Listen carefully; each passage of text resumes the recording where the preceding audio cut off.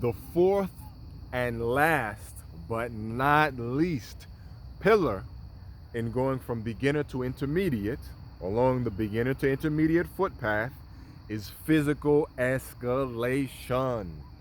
So, physical escalation is just getting touchy feely, right? She should not be shocked and jarred by your touch when you guys are alone together.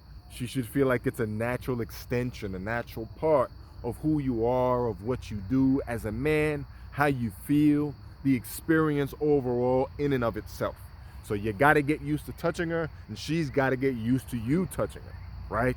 And also vice versa, her touching you. So the best way to do this is you have a ladder.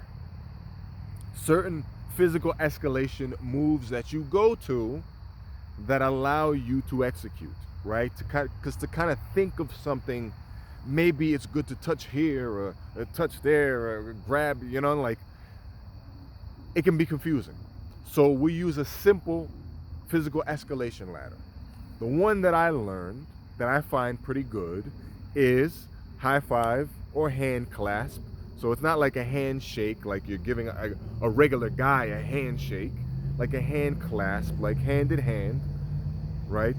It's a little bit more sensual, more fitting for meeting a girl, right? Than a formal business handshake. That's a little bit junky, right? What you're looking for, ideally, when you give high five or the hand clasp, is she holding on as well? If she's holding on, you guys are holding hands, that's great. Just keep doing it, right? Because as you'll see as I go through the rest of the physical escalation ladder, hand holding is actually really, really good, right? It's kind of romantic, it's kind of sensual, it adds to that, it adds to the experience overall, it adds to you two being together, right? It adds that you and me type of vibe. So always a good thing to do, right? So high five or hand clasp. What I like to do is shoulder touches. So he's just touching her shoulder, blah blah blah, joking around with her, like just like that. That's more of a friendly thing, but it still works. Gets her used to your touch. Later on, you can do side hugs, right? Just like a hug from the side, like your bro. Like you hug your bro. Hey, what's up, brother? Then frontal hug, like an actual bear hug. You can play around with it and make it playful, because all of this stuff is supposed to be playing and playful anyways, right? And then I would say at the end, any type of hand holding is great to end on. But however quickly you get to it, or however fast you reach that point, that is the goal. That is the goal to, right? So once you have the ladder, you understand that physical escalation is just like complimenting. You do it when things are going well. You wouldn't compliment a girl for things that you don't like, right? I mean, you can, but a little bit confusing, and that could work, but that's a different lesson. That's a completely different lesson. But now, you want to escalate on a high note. So when things are going good, you go for an escalation move. After a compliment, let's say, that's when you go for an escalation move. So let's say she is a math whiz. She's a genius, right?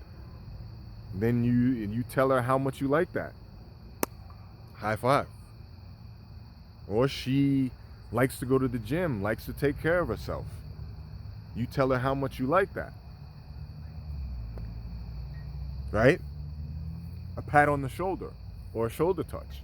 That way, you're doing it at the right time. The right time is always when the conversation is improving, not getting worse. Excuse me for that. Escalation should be done when the conversation is getting better, at moments when the conversation is improving, right? And it should feel that way. So both compliments and physical escalation, they kind of converge, because you can use both of them at the same time. Obviously, you're going to be doing one and not the other in the process of learning, but eventually you want to unite them because they work synergistically. It's not just one, this one and that one, right? It's both of them. When you put them together right, you get incredible results. So we discussed the latter. We discussed that you escalate on when things are going well, on high points and high notes in the conversation. Rest assured, if you're learning this, this is definitely one of the most daunting things you can learn. And you're going to make every mistake in the book, and it's going to feel like, why the hell am I doing this? Why the hell am I trying this? This is crazy. This is ridiculous. I can't learn this. You can. You can. We've all been there. We've all faced these things. And I think I really have to put this out there for physical escalation, because it is tough. Because it is one of the more scary things you can learn in here. But it's so rewarding when you know how to get it right. When you know how to calibrate, as they say. And calibration only comes from, for people who are starting out, calibration talk is kind of over your head. Calibration only comes from making enough mistakes that you know when too much is too much and too little is too little. You kind of know, just from making those mistakes, you know exactly which fits, right? Exactly how much to do for exactly the situation. So calibration comes over time. You're doing enough over time, and then you find out what really works. So, you have any more questions? Drop them. Go out and practice. It's going to be daunting, but it's going to be worth it. Worthit.com, as I think I've heard someone say. So, get out there and practice.